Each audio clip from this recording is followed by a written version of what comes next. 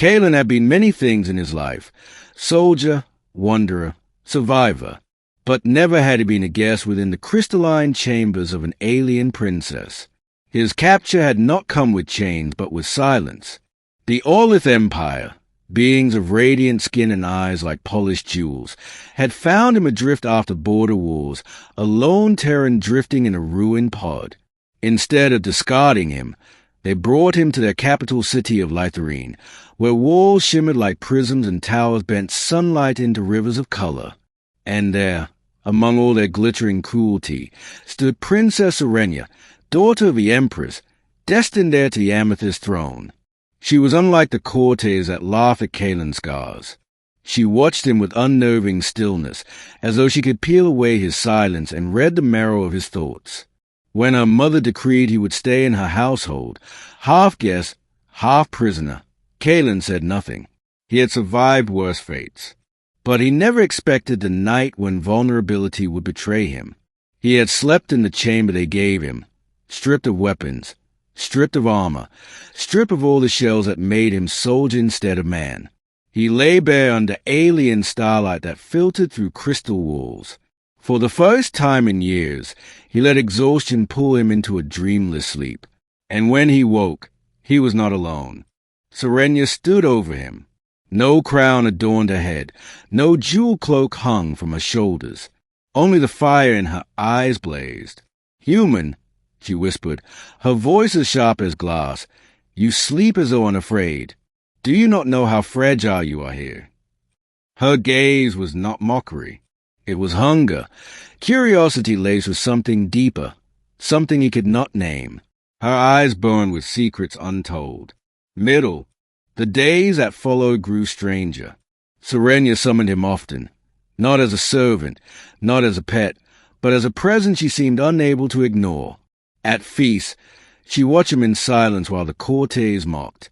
In gardens of crystal, she asked questions no Orlith dared voice. What does silence taste like to a Terran? Do scars carry memories, or only pain? If your people burned, would you still carry their name? Kalen answered little.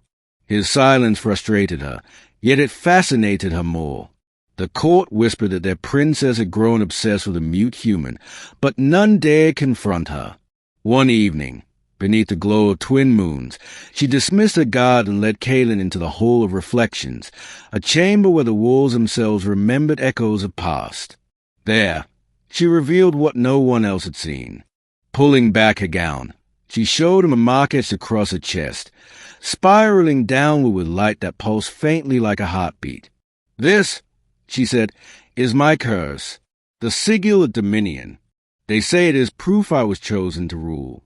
But it burns me when I dream, and it glows when you are near. Tell me why." Kalen froze. He had seen such marks in Terran scripture, fragments whispered by dying priests before the war. The sigil of the bound stars, a mark said to bind fates across worlds. His hand twitched as though to reach for it, but he stopped. His silence spoke louder than words. Serenia's eyes narrowed.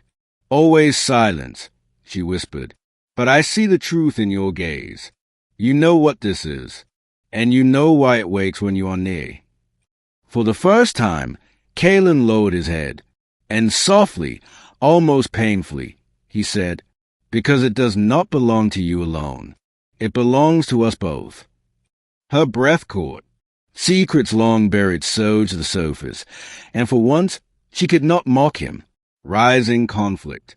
War came as it always did, without warning. The sky split with black fire as the Umbrith warbands descended. Born of shadow and void, their ships blotted out starlight. They sought the sigil, for prophecy told them that its bearer could unlock gates to power beyond empires. The Empress demanded Serenia be hidden.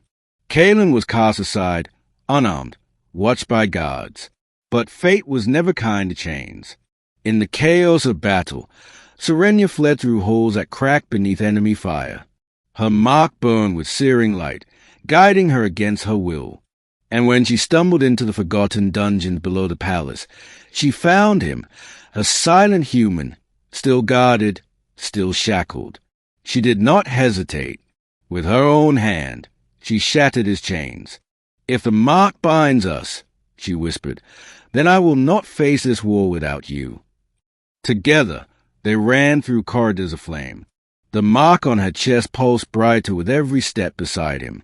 And when Kalen seized a broken blade from a fallen soldier, its steel erupted with fire, ignited not by his hand, but by their shared bond.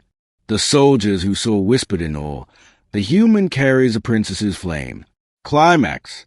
At the shattered gates of Lytherine, the Umbrith warlord awaited, a towering figure of smoke and shadow, wielding an axe forged of void stone. His voice was 1,000 screams. "Give me the sigil, child," he thundered, "or I will drown your world in endless night." Serenia trembled, but Kalen stepped forward, blade aflame. The warlord laughed. "A fragile Terran? You think yourself champion." Kalen did not answer. He never did. But Serenia stepped beside him, her hand brushing his. The mark between them blazed, pouring its light into the sword until it burned like a star torn from the heavens. The battle shook the earth. Fire clashed with shadow, steel with void. Each strike carved through darkness, but each blow from the warlord drove Kalen to his knees. Serenia cried out, her hand over the mark. "Take me instead. Spare him." The warlord reached, shadows clawing, only to falter. For the sigil would not leave her, nor him. It belonged to both, bound by fate. And in that realization, Kalen rose once more. With a silent roar, he drove the blazing sword through the warlord's heart. Light erupted, consuming shadow, tearing the night asunder. The warlord screamed and dissolved into ash. The city stood in stunned silence. Ending. When dawn broke over Lytherine, the courtiers bowed not in mockery but reverence. They spoke of the human who carried flame, and the princess whose mark bound worlds. On the balcony where once she had mocked his silence, Serenia stood beside him.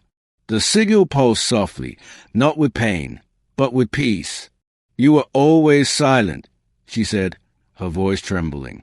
"But in that silence I found truth."